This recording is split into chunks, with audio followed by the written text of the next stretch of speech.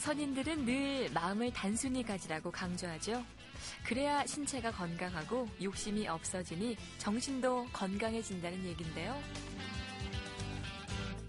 식탁도 단출한 게 건강에 좋고 일도 관계도 복잡하면 그게 탈이 되고 걱정의 꼬투리가 되는 게 사실입니다. 사람과 사람 사이에 난 길 역시 억지로 만들어진 길보다는 자주 다니며 마음을 주고받은 그런 정겨운 길에 마음이 갑니다. 세상이 복잡해질수록 마음은 단순하게, 그것이 마음의 처세라는 생각을 오늘 해보게 되네요. 안녕하세요. 책 읽어주는 사람 백승주입니다. 모두 읽어요. 날마다 읽어요. 좋아하는 책을 읽어요. 그냥 읽기만 해요. 이 프로그램은 미래 세대를 준비하는 보건복지가족부와 함께합니다. 보이는 라디오 책 읽는 사람들. 오늘은 어제 이어서 홍성화의 한일 고대사 유적 답사기를 만나봅니다. 영산강에서 교토까지 역사의 질문을 찾는 여행이라는 부제가 붙은 책 한일 고대사 유적 답사기. 독도 문제 등 한일 간의 역사 논쟁. 지금까지 끊이지 않고 제기되고 있는 문제죠.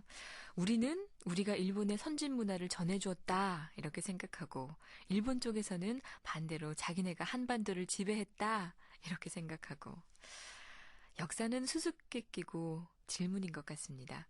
결국 이걸 밝히는 것은 유물이고 유적인 것이겠죠. 고대사 같은 경우에는 사실은 제한된 사료 속에서 어떤 사료의 공백을 메꾸기 위한 중요한 과정이 필요하다고 생각을 합니다. 그래서 사료 공백 메꾸는 과정이 사실은 역사의 흔적을 찾고 돌아다니면서 그것들 유추하면서 할 수 있게 되는 게 이제 유적과 유물이고요. 그렇기 때문에 역사를 과정에서 그런 흔적을 찾는 일은 굉장히 중요한 일이다 이렇게 생각합니다. 1917년 12월 영산강 유역에서는 일대 사건이 조용히 일어나고 있었다. 이전부터 영산강 유역의 고분에 관심을 갖고 있었던 조선 총독부 박물관 고적조사위원인 이스이스의 이치가 나주 반남면 고분을 최초로 발굴조사한 것이다. 일제시대에 일본 사람들이 반남면의 무덤대를 발견하고 처음으로 조사를 했다. 그렇다면 이들은 왜 이곳 반남면에 유독 눈독을 들였던 것일까? 야스이는 이 일대의 고분을 조사하면서 고분 총 31가의 번호를 붙이고 발굴 조사 내용을 알 수 있는 짤막한 보고문을 10여 줄 남겼다. 이 보고문에는 원형이나 사각형, 형태 고분, 여러 옹관들, 금동관, 금동신발, 긴 칼, 토기 등 이 발견한 유물들을 열거해 놓았다.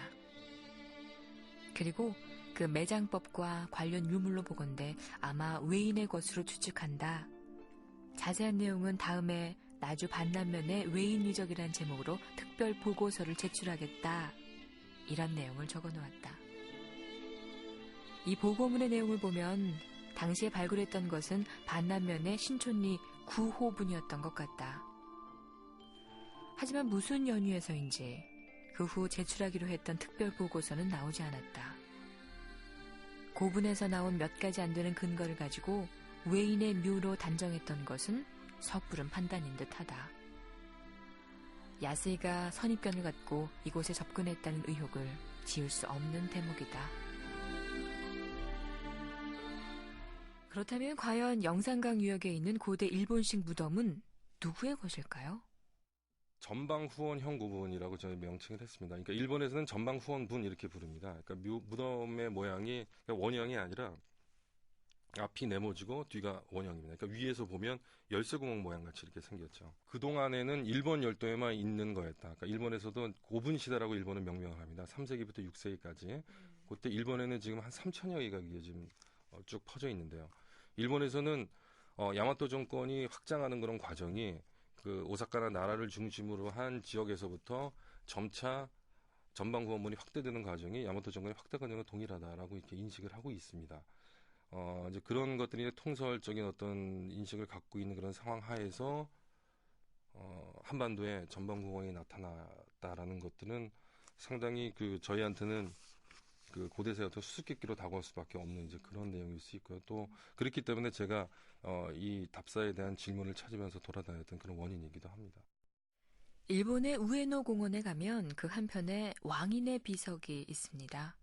도쿄의 한복판인 우에노 공원에 왕인의 비가 있다. 이 사실 과연 기뻐해야 할 일일까요?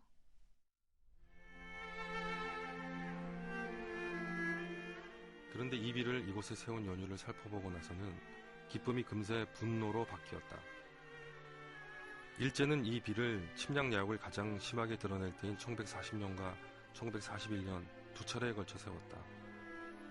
창경궁에서 하사한 은자와 일본의 집권자 고노의 수상을 비롯한 황족, 고관, 문학자, 승려, 정치가 등 각계 명사 230여 명의 도움으로 세웠는데 비석 건립을 협찬한 사람들 중에는 친일파로 지탄을 받은 한국인이 13명이나 끼어 있었다. 이 자리에 왕인의 비석을 세운 것은 일본이 내선일체를 주장하고자 왕인을 추앙하는 정책의 일환이었던 것이다. 일본은 그동안 조선을 식민지로 삼으면서 일본 본토와 차별하는 정책을 취했는데 태평양 전쟁을 벌여 조선인을 징병하면서 내지인과 식민지인의 차별을 해소한다는 명분으로 내선일체를 주장했다. 이처럼 우에노 공원에 박사 왕인비를 세운 것이나 히라카타의 왕인묘를 현창한 것, 또한 나주 보는사의 아오키가 왕인의 동상 건립 계획을 주창한 것 모두 그 배경은 크게 다르지 않다.